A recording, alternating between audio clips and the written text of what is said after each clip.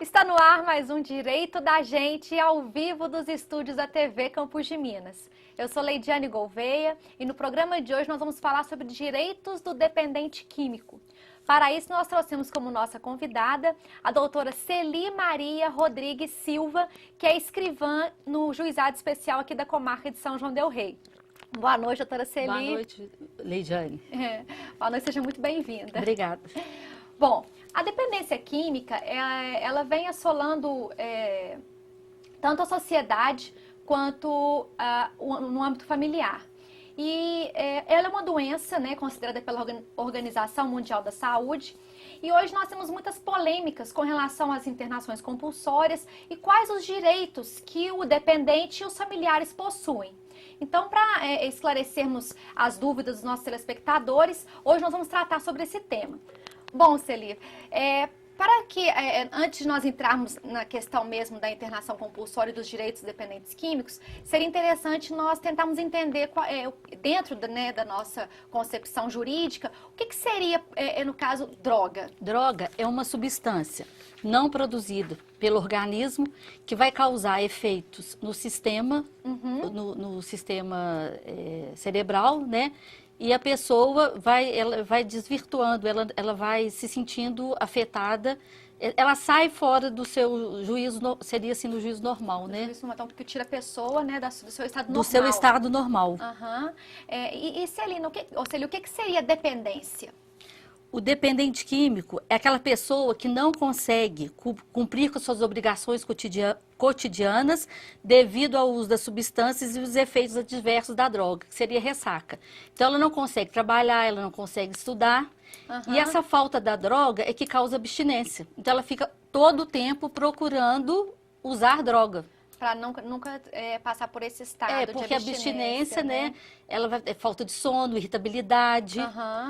Agressão à família, né? A agressão mais à família, os irmãos, né? Ela se sente muita rejeição, às vezes, pela família. Então, essa abstinência causa essa irritabilidade, fica depressiva. São sintomas, São então, sintomas da dependência, da né? abstinência da droga. Ah, sim.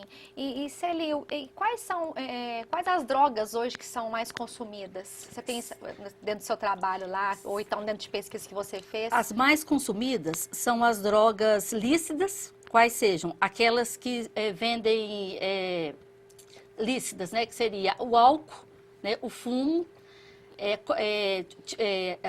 aquelas, como é que chama? Faltou aqui. A cola de sapateiro, acetona. Então, os medicamentos psicotrópicos, que seria sertralina, fluoxetina, mas isso tem que ser com receita médica, né? Doutora Celi, e o que leva uma pessoa a consumir drogas? A pessoa, eu acredito, Leidiane, em pesquisas e estudos que foram feitos, o adolescente ou o adulto, ele busca novas experiências. Seja experiência com novos amigos, experiências sexuais, né? Música.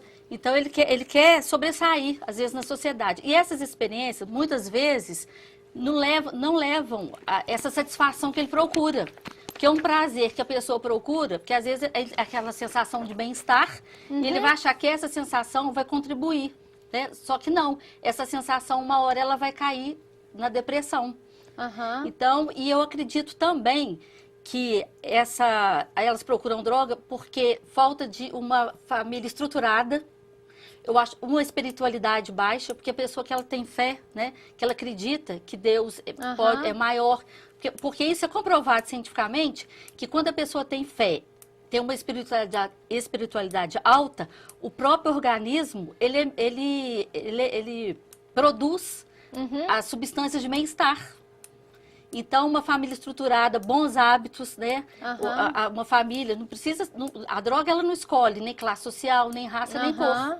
Então, a sociedade, às vezes, usa droga porque o poder aquisitivo é baixo. Então, isso não existe.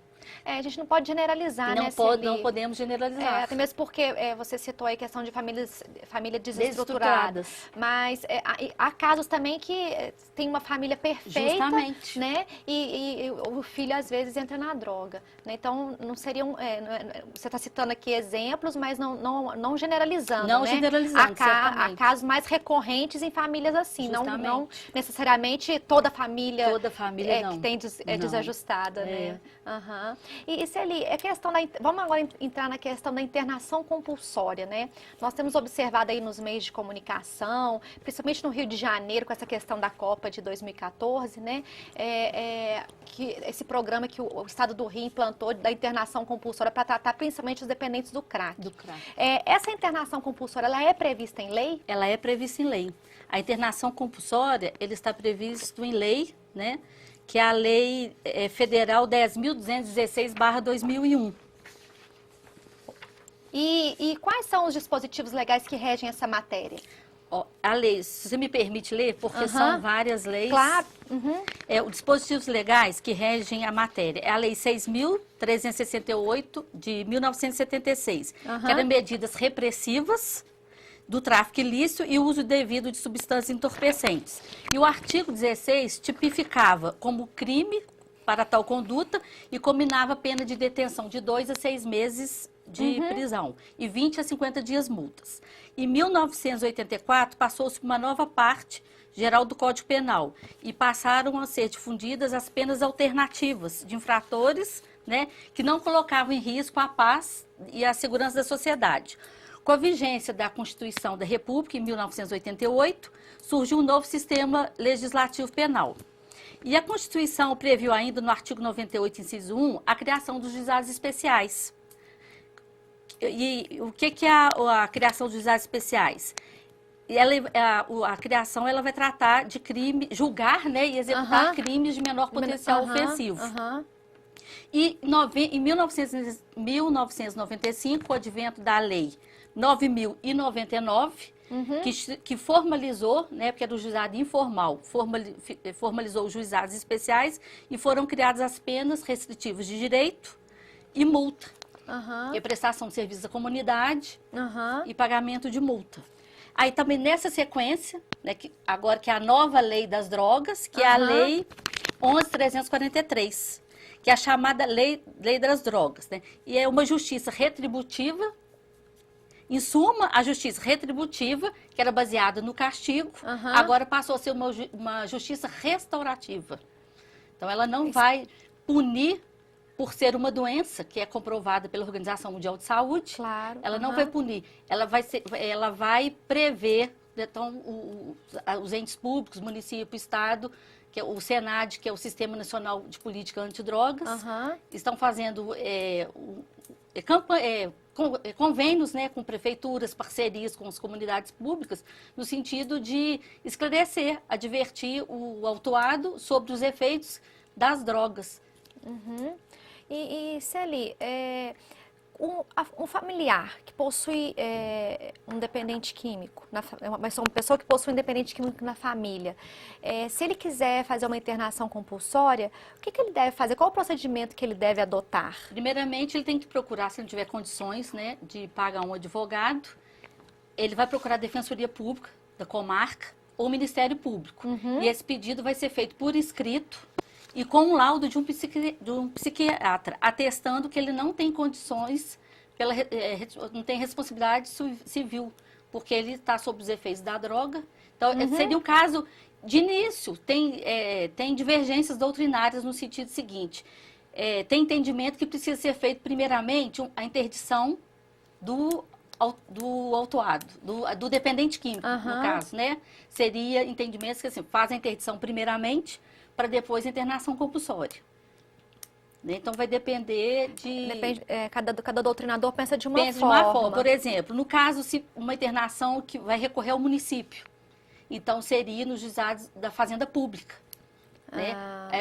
Vai nos juizados da Fazenda Pública para requerer, refazer o pedido, e o juiz vai, com base no laudo, com vistas do Ministério Público, e para testar que realmente ele não tem condições de de estar vivendo em sociedade, né?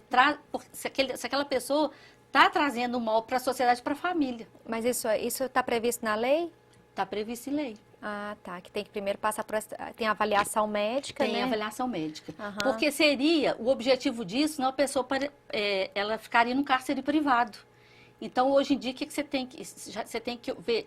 Já que é uma doença, você tem que lutar pela vida da pessoa. A vida, né, em primeiro lugar. Como você mesmo disse, na questão da dependência, a pessoa sai do seu estado natural, Sai do né? Ela não estado tem aquela natural. capacidade de discernimento. Não tem. Né?